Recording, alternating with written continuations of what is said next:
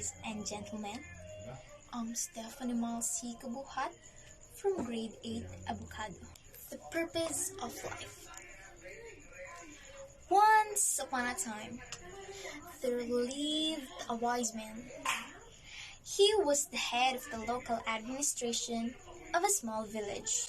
Everyone respected him, and his views and opinions were well regarded. Many people came to him seeking for advice.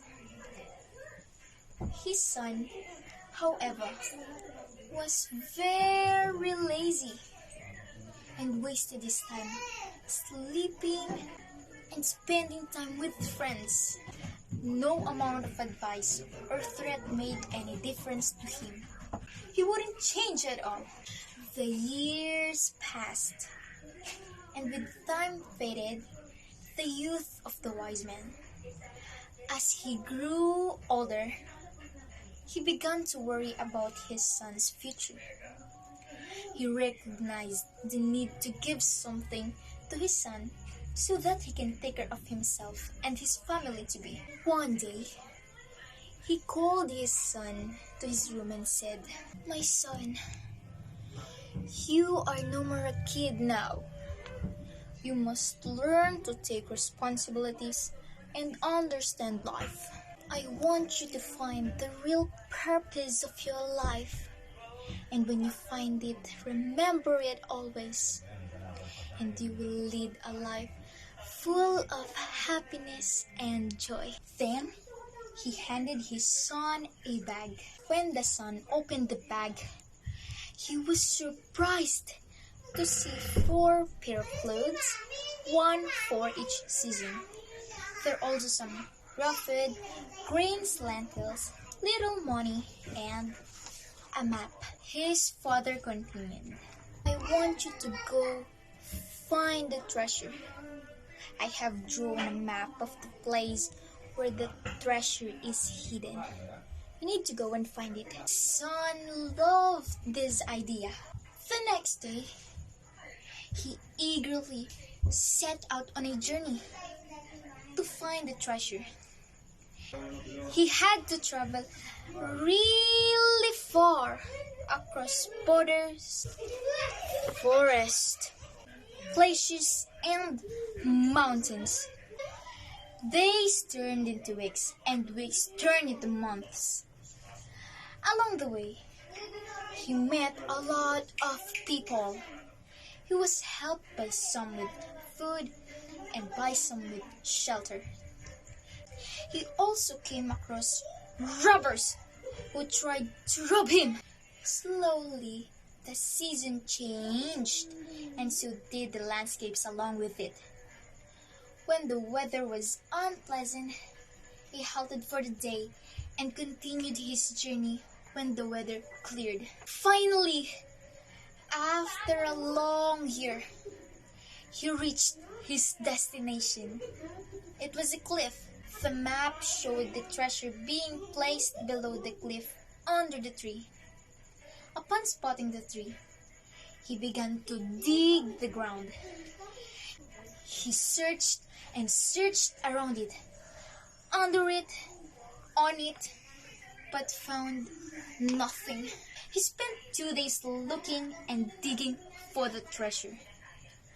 By the 3rd day, he was so exhausted that he decided to leave. Disappointed over his father's lie, he headed back to his home. On his way back, he experienced the same changing landscapes and seasons. This time, however, he halted to enjoy the blooming flowers in spring and the dancing birds in monsoon. He stayed in places only to watch the sunset in paradise or to enjoy pleasant summer evenings. Since the supplies he carried were over by then, he learned to hunt and make arrangements for his meals. He also learned how to sew his clothes and shelter himself. He was now able to determine the hour of the day by the position of the sun and plan his journey accordingly. He also learned how to protect himself wild animals. He met the same people who had helped him earlier. This time, he stayed a few days with them and helped them in some or the other way to repay them. He realized how nice they were to an ordinary passerby who had nothing to offer to them in return. When he reached home, he realized it had been 2 years since he left the place. He walked straight into his father's room. "Father," he said. The father immediately jumped to his feet and hugged his son. "So, how was your journey, my son? Did you find the treasure?" he asked. "The journey was fascinating, father. But forgive me for I wasn't able to find the treasure. Maybe somebody took it before I reached." He surprised himself by what he just said. He wasn't angry at his father. Instead, he was asking for forgiveness. "There wasn't any treasure in the very first place, my son," father answered, smiling. "But why did you send me to find it then?" "I will surely tell you why. But first you tell me, how was your journey to the place? Did you enjoy it?" "Of course not, father. I had no time. I was worried someone else would find the treasure before I did. I was in a hurry to reach the cliff," he continued. "But I did enjoy the journey on my way back home. I made many friends and witnessed miracles every day. I learned so many different skills and the art of survival. There was so much I learned that it made me forget the pain of not finding the treasure." The father said to him, "Exactly, my son. I want you to lead your life with a goal. But if you remain too focused on the goal, then you will miss out the real treasures of life. The truth is, life has no goal at all, other than to just experience it and grow with it every single day." I'm Stephanie Miles C. Cabuhat from Grade 8 Avocado. This is the purpose of life.